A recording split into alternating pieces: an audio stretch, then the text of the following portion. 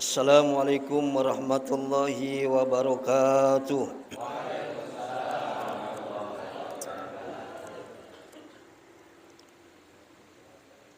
Ustadz Ijam jualan kutang. Yang jawab salam mudah-mudahan lunas hutang. Ustadz Amil Nursain makan semur. Yang jawab salam mudah-mudahan panjang umur. Tiada kata yang terindah selain puja serta puji syukur yang senantiasa kita panjatkan kehadirat Allah Subhanahu wa taala yang telah menciptakan siang dengan terangnya, malam dengan gelapnya, matahari dengan sinarnya, rembulan dengan cahayanya, bintang gemintang dengan kilauannya, angin dengan hembusannya, kehidupan dengan agamanya, iman dengan Islamnya, taufik dengan hidayahnya, waktu dan kesempatannya, mata dengan penglihatannya, telinga dengan pendengarannya, hati dengan perasaannya, otak dengan pikirannya, dan kenikmatan-kenikmatan lainnya. Wa in ta'uddu ni'matallahi la tusuha. Yang mana dengan nikmat-nikmat tersebut alhamdulillah pada pagi hari yang sangat cerah ini kita sama-sama dapat berkumpul di tempat yang mulia ini, di tempat yang suci ini. Mudah-mudahan kita semua yang berkumpul di tempat yang berbahagia ini, Allah Subhanahu wa taala tambahkan keberkahannya. Sebagaimana moto JSL dan juga sebagaimana nama masjid ini, Al-Barakah. Apa barokah itu? Barokah itu simpelnya begini. Duit di kantong belum habis, udah datang lagi, udah ada lagi, itu berkah.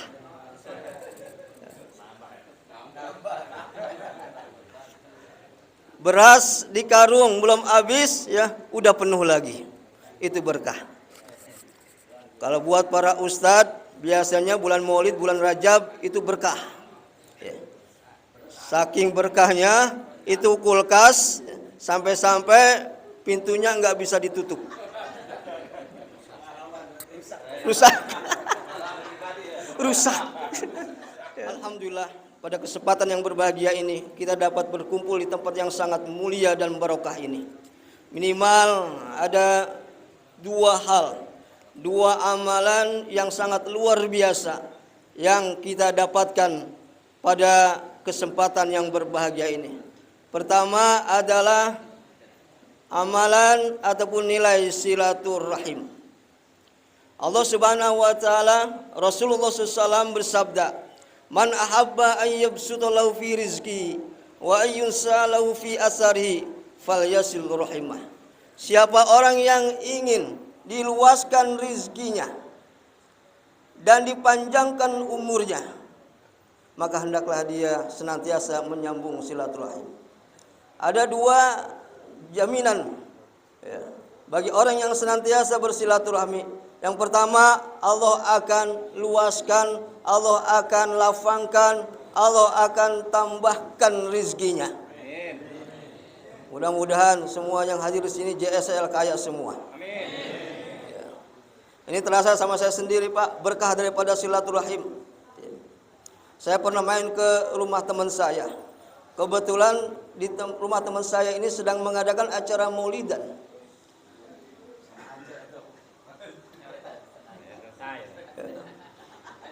Dan kebetulan sekali ya, itu ustadznya, kiainya, mubaliknya enggak datang.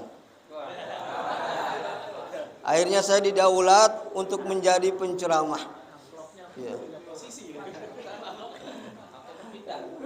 Singkat cerita, begitu saya pulang, langsung panitia nyamperin saya dan saya dikepelin. Ya. Alhamdulillah begitu dibuka ternyata 3 juta, Pak. Ya. Saya nggak tahu nih di sini berapa?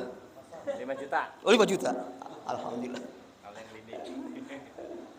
Itu berkah daripada silaturahim. Ya. Allah banyakkan, Allah tambahkan rezeki kita. Yang kedua, Allah panjangkan umur kita. Mudah-mudahan semua yang hadir di sini semuanya panjang umur, ya, sampai kiamat. Yang kedua, kenikmatan yang luar biasa yang kita rasakan, yang kita dapatkan pada kesempatan kali ini, kesempatan yang berbahagia ini adalah di mana kita semua mendapatkan nilai menuntut ilmu. Di mana menuntut ilmu ini adalah amalan yang sangat luar biasa dan ganjarannya juga sangat luar biasa. Di antaranya Rasulullah bersabda, "Man talabal ilma kataballahu bi kulli qadamin ibadata sanatin." Siapa orang yang menuntut ilmu, maka Allah akan tulis baginya setiap langkahnya ibadah 1 tahun. Loba amat ya. Enggak loba segitu. Ya. Makanya ini yang paling banyak pahalanya, rumahnya yang paling jauh.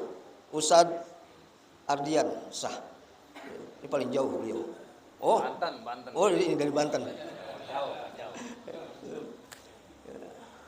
Makanya sunnah Pak, dan dianjurkan kalau kita mau menghadiri majelis ilmu ya, atau mau ke masjid, dianjurkan ya, apabila kita berjalan ya, berangkatnya dengan pulangnya itu jalannya berbeda. Jadi kalau tadi datangnya dari arah Narogong, nanti pulangnya lewat Cilengsi, Pak. Terus ke Citerep, terus ke Bogor, ke Puncak, ke Cianjur. Insya Allah itu pahalanya akan lebih banyak lagi ya, kalau enggak mati ya.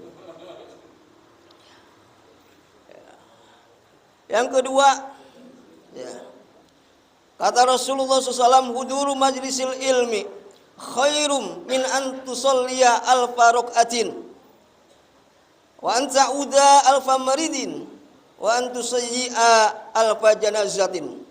Banyak banget nih.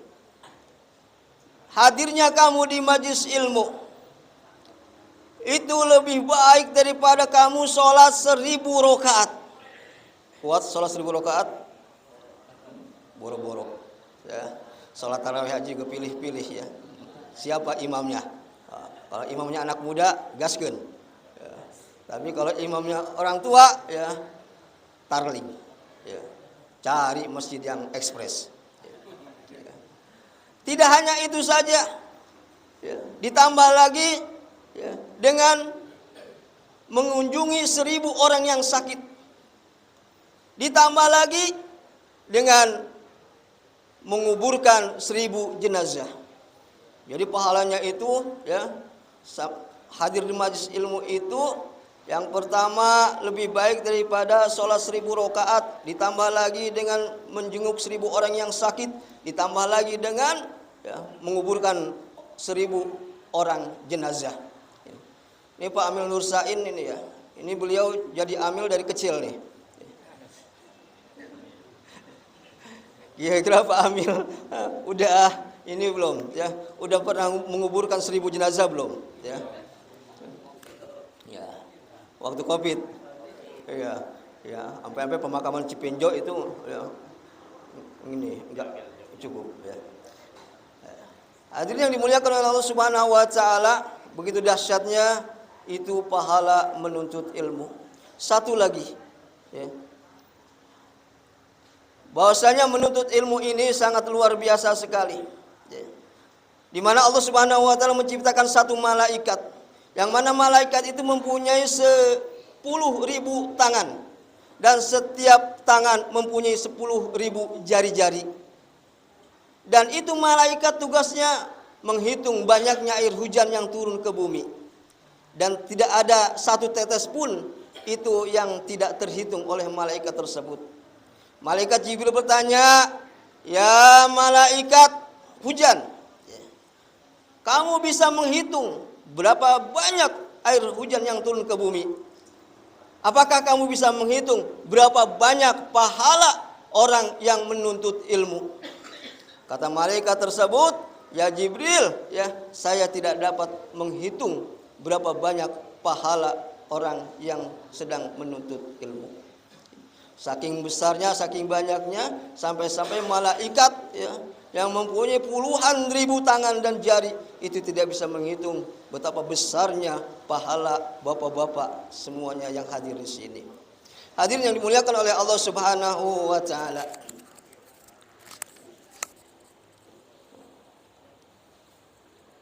Rasulullah SAW bersabda, insyaallah 5 menit lagi. Alamatus sa'adah arba'atun. Tanda-tanda kebahagiaan ini ada 4. Mungkin para jamaah semua ini sudah mendengar, bahkan sering mendengar. Tapi sengaja saya ungkapkan kembali, saya sampaikan kembali. Kenapa? Agar jamaah bisa lebih hafal lagi. Karena dengan diulang-ulang, insya Allah walaupun kita enggak menghafal, insya Allah akan hafal dengan sendirinya. Bapak-bapak saya yakin hafal nih ya, kata-kata ini. Tahu bulat digoreng 500-an, dadakan enak. Hafal ya? Ngapal enggak? Pasti enggak. Kenapa bisa hafal? Karena sering mendengar. Ya, mudah-mudahan dengan saya menyampaikan kembali, bapak-bapak semua bisa hafal dan terlebih dapat mengamalkannya. Ada 4 tanda-tanda bahagia. Yang pertama adalah zikrul dzunubil madiyah. Mengingat dosa-dosa yang telah lalu. Dosa adalah sesuatu yang melanggar aturan ataupun perintah Allah Subhanahu wa taala. Dosa ini akibatnya sangat berat dan sangat hebat. Untuk itu bagi orang yang beriman, ketika dia melakukan perbuatan dosa, maka di hatinya akan merasa khawatir dan sangat ketakutan sekali. Ada seorang ulama besar, dia mempunyai seorang anak satu-satunya. Dia harapkan anaknya ini mampu pun dapat menjadi pengganti ulama besar ini. Tapi ternyata harapannya itu bertolak belakang dengan keinginannya. Ternyata si anaknya ini menjadi anak yang nakal, ya, tukang bobok, tukang tarok,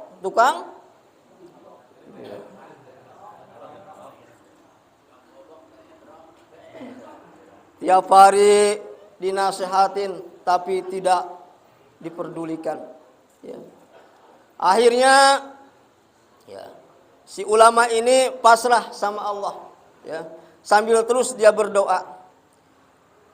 Setiap dia mendengar si anaknya ini melakukan perbuatan yang maksiat, perbuatan yang buruk, perbuatan yang jelek, ia menancapkan paku di dinding. Setiap si anak ini melakukan perbuatan yang jelek, perbuatan maksiat, ia tancapkan paku di dinding. Sampai-sampai itu dinding satu rumah ya, penuh sama paku. Berarti dosanya banyak banget ini ya anaknya. Ya. Akhirnya suatu ketika doa si ulama ini dijabah oleh Allah Subhanahu wa taala. Yang mana si anak ini sadar. Ya. Kemudian dia bertobat. Lalu dia menghapus keburukan-keburukannya dengan perbuatan yang baik-baik. Ia berbuat kebaikan.